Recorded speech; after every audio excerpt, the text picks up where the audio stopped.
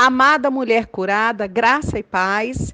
Estamos aqui com mais uma mensagem sobre pensamentos que curam. Essa é a sexta mensagem. O nosso texto base é Romanos 12:2, transformai-vos pela renovação da vossa mente. E hoje nós estamos trazendo para você a segunda parte, a complementação sobre resistência à cura. E nós vamos estar falando sobre resistência a mudanças.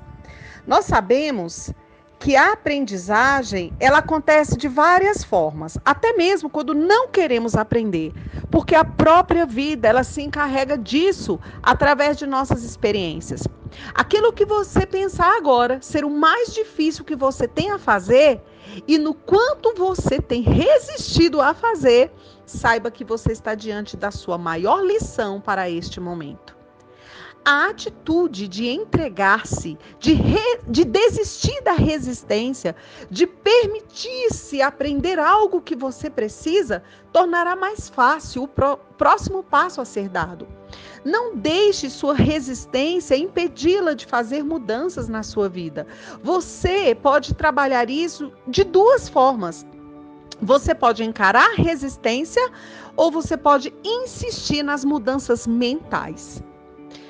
As nossas ações, elas frequentemente mostram a nossa resistência. E existem algumas resistências não verbais, como, por exemplo, mudar de assunto, sair da sala, ir ao banheiro, chegar atrasada, ficar doente, adiar as coisas, fazer qualquer outra coisa, viver se ocupando, desperdiçando tempo, desviar o olhar ou olhar pela janela, folhear uma revista, recusar-se a prestar atenção, comer, beber, fumar ou outros tipos de vício, criar ou terminar um relacionamento, seja ele de qualquer natureza, criar defeitos em carros, eletrodomésticos, na sua casa, nas pessoas, enfim.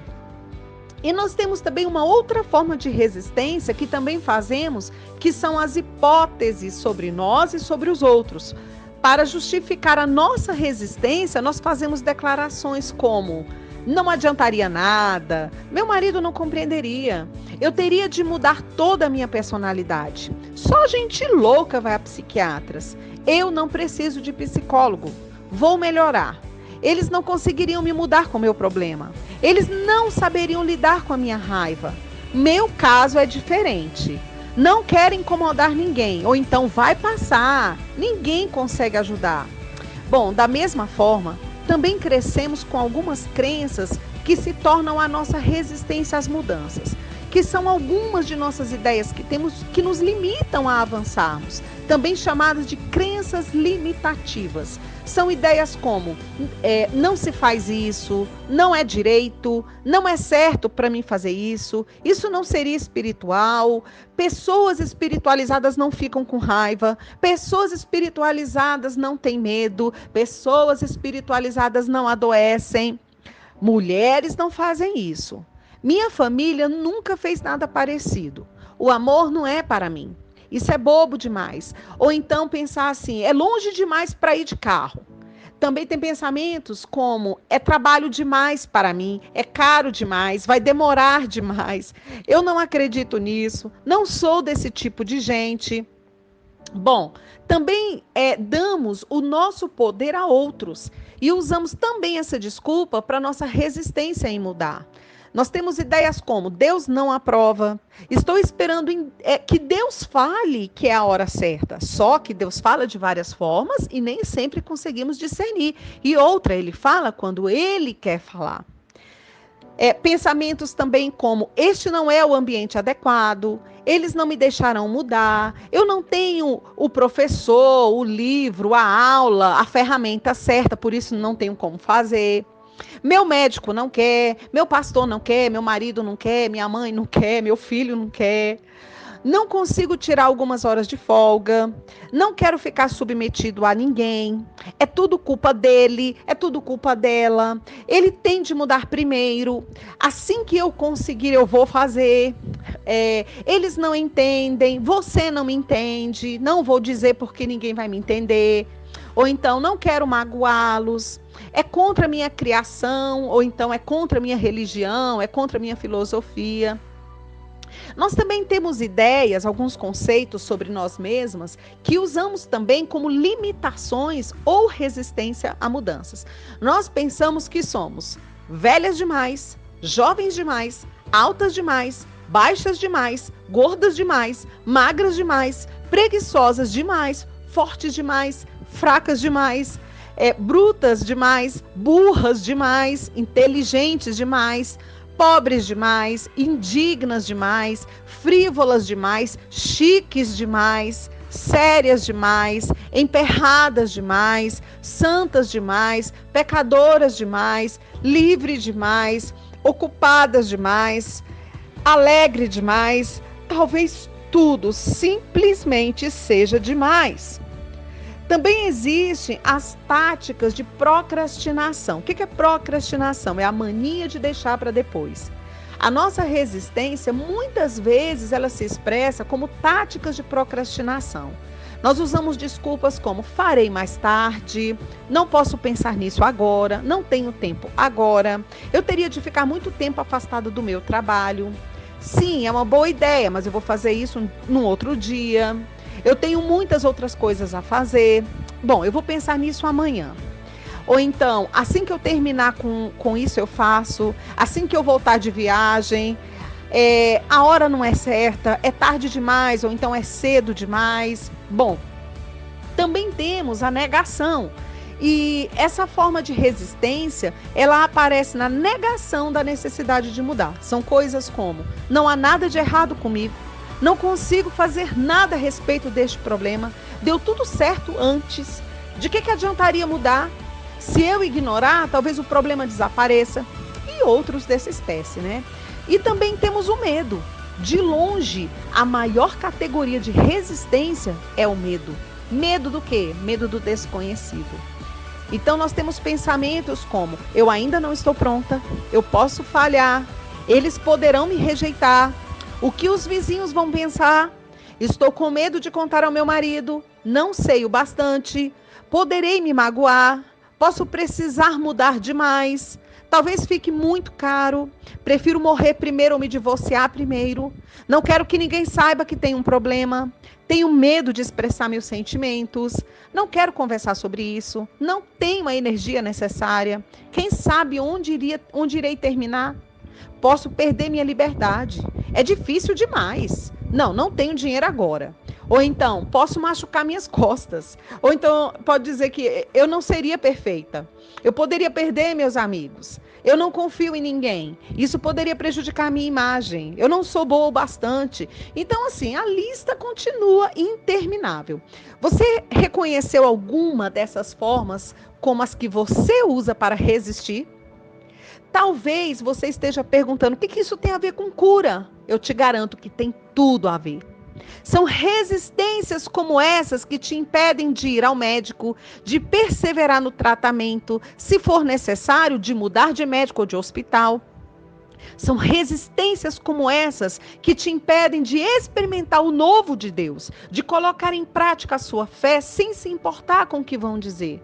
São resistências como essas que te impedem de praticar o que tanto tem ouvido. Em Mateus 7 diz que Jesus contou uma história e disse que o homem que ouve a palavra dele e a pratica é comparado ao homem prudente, que construiu a sua casa sobre a rocha. Aí desceu chuva, correram rios, assopraram ventos e combateram aquela casa, mas ela não caiu. Sabe por quê? Porque estava edificada sobre a rocha.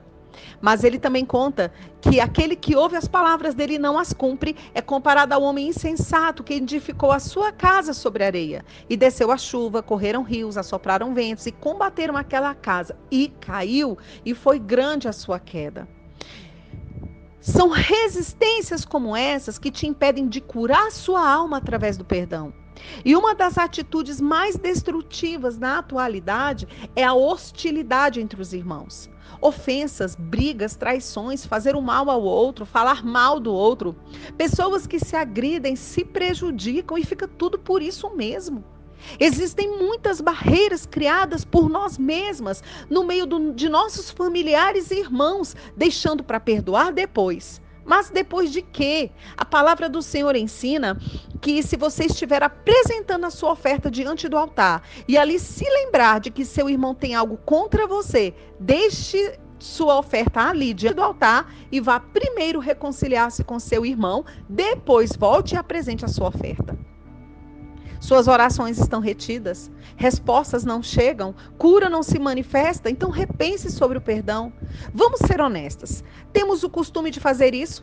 Adiar a reconciliação pode ter efeitos drásticos. A Bíblia diz no livro de Mateus, que no capítulo 6 de Mateus, que se perdoarem as ofensas uns dos outros, o Pai Celestial também lhes perdoará, mas se não perdoarem uns aos outros, o Pai Celestial não lhes perdoará as ofensas.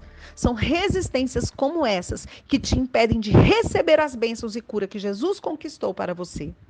São resistências como essas que te impedem de crescer em conhecimento, pois vive arrumando desculpas para ler, para estudar, aproveitar oportunidades de algo que surge para você fazer. A procrastinação ocorre de forma espiritualmente prejudicial na vida de pessoas que foram chamadas pela voz da graça, viveram em comunhão com o Senhor e por alguma razão se afastaram. Se envolveram nos prazeres do mundo, nunca deixaram de saber a verdade, de ouvir a voz do Espírito Santo e de ter lá no fundo a convicção de que um dia retornariam ao aprisco do bom pastor. Mas ficam, sabe o quê? Adiando. E nessa procrastinação seguem distantes de Jesus. E a quem procede assim, Deus lhe disse em Lucas 12:20, louco, esta noite te pedirão a tua alma, e o que tens preparado, para quem será? Jesus, aliás, ele foi bem enfático ao tratar deste ponto. No capítulo 8 de Mateus, ele diz que um jovem o abordou com a proposta de procrastinar sua adesão à causa de Cristo. Diz que um discípulo lhe disse, Senhor, deixe-me ir primeiro sepultar meu pai. Mas Jesus lhe disse, siga-me e deixe que os mortos sepultem os seus próprios mortos. A desculpa do discípulo parece ser justa. Então por que Jesus reagiu assim? O nosso sábio mestre, ele sabia dar valor ao que era de valor. Ele sabia priorizar o que era necessário para o momento. O que é necessário para você hoje? Valorizar as pessoas de sua convivência e aproveitar ricos momentos de amor e atenção? Viver intensamente seu matrimônio, sua maternidade, seu chamado, aprendendo a priorizar o que tem valor e abraçar as ricas oportunidades que batem em sua porta? Se encher de fé através da palavra e declarar a sua cura, independente do que tem sentido e do que os médicos têm falado? Em Provérbios 13:12 diz que a esperança que se adia faz adoecer o coração, mas o desejo cumprido é árvore de vida. O desejo de Deus é que você não adie aquilo que é importante para Ele. Será que você cumprirá o desejo do seu Senhor? Ele quer te ver de pé, curada, alegre, priorizando sua família, priorizando sua vida espiritual, priorizando seu chamado, priorizando a sua vida matrimonial. Ele quer te ver próspera. A vontade do seu Senhor é que você tenha conhecimento para não ser destruída. O conhecimento, ele deixa de ser apenas uma informação quando ele é colocado em prática. Então ame, perdoe, medite na palavra para aumentar seu nível de fé e se apropriar da cura e de todas as bênçãos que Jesus já conquistou para você. Shalom.